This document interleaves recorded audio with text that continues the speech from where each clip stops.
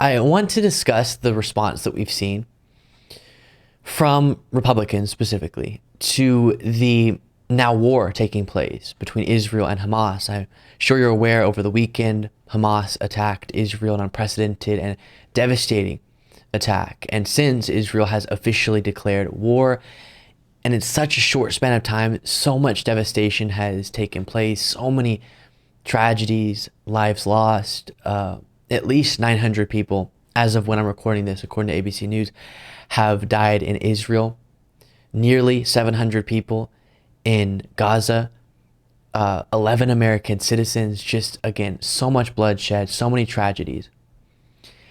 And even though I cover politics on a daily basis, still I was stunned by the fact that so many people they made a decision to prioritize going after their political opponents, and I'm referring to American politicians, Republicans specifically, and make that the focus of the conversation.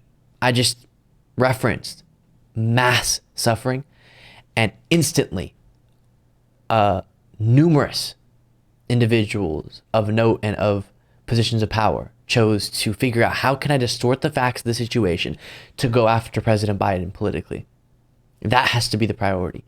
And I want to note, before getting to the specifics of this story, this show is specifically and explicitly an American politics show. So that's why I'm getting to, okay, what has been notable in the American politician response to what we're seeing? Because of that, I want to remind you that there are so many networks and outlets doing incredible work to keep the world updated on what's going on moment by moment, and all of what's playing out, all of the devastation, again, suffering, and egregious acts. And it's important to be updated on that and to keep yourself informed. So I'm encouraging you to do so, and also noting that this is an American politics show, so that's what we're getting to now. And when observing the American political response, what has been most notable to me has been the dishonesty from Republicans. Not all, but the ones that we're going to talk about here, choosing the talking points to spew that they did, that were not based in fact, but were based in a motivation to hurt Biden politically, to exploit this moment to do so. And last thing I'll say before showing you some examples, you would think, and I at least know there's a myth of times gone by, I think this is the case. I haven't been around that long, but I do think this is the case, that in times gone by, at some point you would set aside partisanship. At some point, things would be outside of a motivation to get political points and go after your political opponents. And it seems like something like this would be that, a war now, and all these lives being lost and needless suffering and loss. Isn't that when you set aside your motivation to go after the person you don't want to win in the next election? But for a lot of people, that's not the route they chose to take. And one of those people, of course, is Ted Cruz. David Axelrod was talking about the events taking place, and Ted Cruz said maybe Biden shouldn't have sent billions to the monsters responsible. We'll circle back to that talking point in just a moment. First, to give you some context to understand what Ted Cruz is talking about there, it's not based in fact.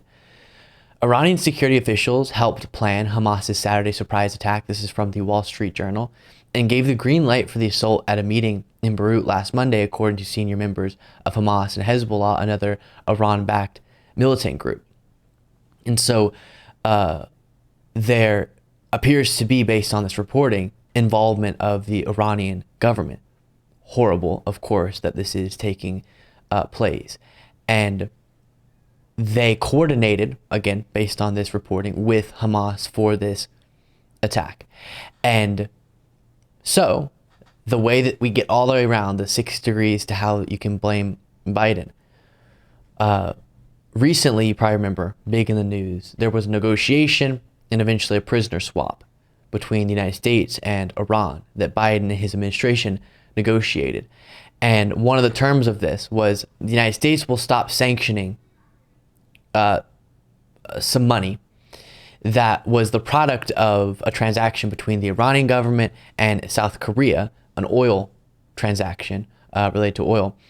And that had been frozen by the United States. And so we will release these funds to go to humanitarian purposes, to go to approved organizations, third-party organizations, but we will no longer just unilaterally freeze the funds and it's in a bank account in Qatar or Qatar.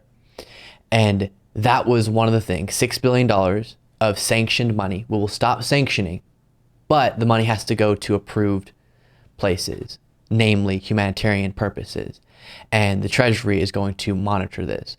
And that got twisted into Biden released these funds, and these funds are now being used by Hamas in their attack against Israel.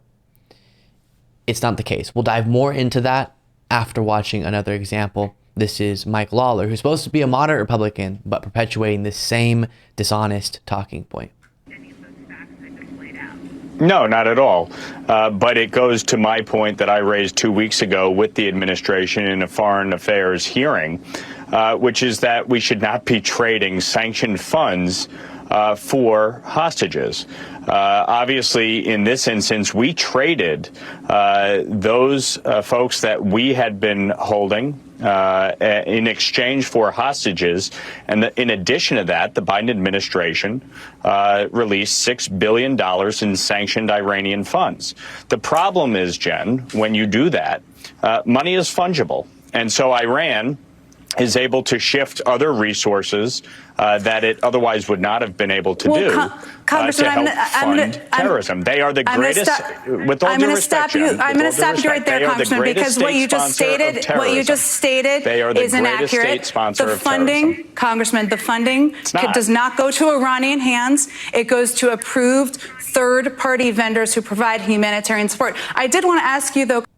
So good for Jen Psaki for jumping in and not allowing for that talking point to just float out into the abyss. And specifically, beyond just saying that in some fashion, because of course this was something Iran wanted, that's why it was part of the negotiations, then you're assisting a state sponsor of terrorism by giving them anything that they would want, even if it is funds that you're unfreezing and making sure it goes toward humanitarian purposes. Still, if you're making that general point, we saw people go even beyond that and say U.S. taxpayer dollars are going toward the Iranian government, and thus with this coordination with Hamas.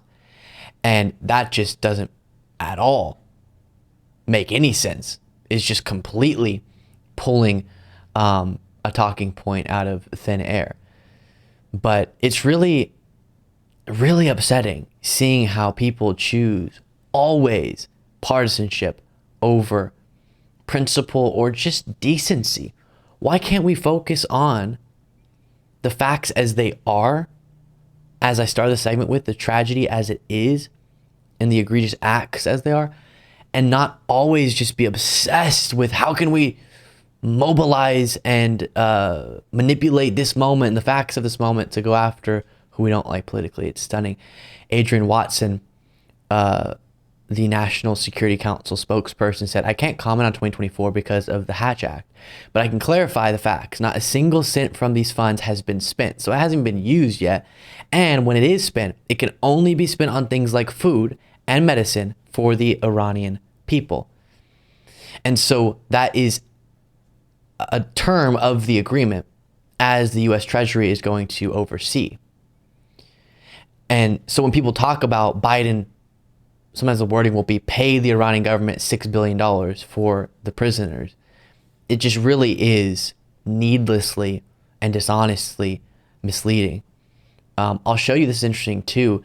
Fox News even jumped in, and one of their correspondents or fact checkers had to fact check this claim. Before that, though, Ben Meiselas of the Midas Touch Network said, "What sick people see tragedy and always say, how can we blame Biden with lies versus fix it? Or at least if not fixing it, if that is out of your control, if you're a pundit or just someone on the sidelines, having the decency to just stick to an honest, reasonable conversation about any of these situations. But here is even someone on Fox News having to fact check this US dollars, US taxpayer dollars because of Biden are funding Iran, thus funding this attack. The White House has pushed back, as we've reported, on suggestions by Republican presidential candidates that the recent hostage deal that involved the release of $6 billion contributed to the Hamas attack. The $6 billion is still currently held in a Qatari bank account with U.S. Treasury oversight. The money came from Iranian oil sales to South Korea and did not include U.S. taxpayer dollars. NSC spokesperson Adrian Watson said in a statement, quote, "Not a single cent from these funds has been spent yet, and when it is spent, it can only be spent on things like food and medicine for the Iranian people. These funds have absolutely nothing to do with the horrific attacks today, and this is not the time to spread disinformation." The White House has pushed back. So, even though a lot of dishonesty will be spread about this on Fox News, at least credit to that one individual for doing that. By the way, this screenshot of Ted Cruz I referenced earlier comes from an article that was written on the Luke Beasley Show site, lukebeasleyshow.com/news. You can find this. Josiah doing great work, and he wrote in the title, "No, the Hamas attack on Israel has nothing to do with Biden," in that the blaming of Biden, as many are doing on the right, is just completely uncalled for and counterproductive. You're always choosing, if you're saying something dishonest, I guess the way you could think about this, as I try to point to in these conversations, that's always time spent, oxygen, if you're actually speaking, that is being used, that you could be using toward a more honest, more accurate discussion. You're wasting time with that type of dishonesty. And again, even though I'm someone who covers American politics on a daily basis, still I was stunned by this, because I have this naive belief that some things people will feel are off limits for dishonest partisanship. I wish everything was, but I sometimes assume wrongly, every time I've been wrong, that people will choose this as a moment, whatever the this is at the moment in time, to set that constant obsession with desperately attacking Biden aside, but not so much. Thank you so much for watching. If you want to be a part of what makes this show possible, plus get access to the full video version of the show and the bonus show on the weekends, you can do so by going to lukebeasleyshow.com/membership. That's lukebeasleyshow.com/membership. And there's a link in the description.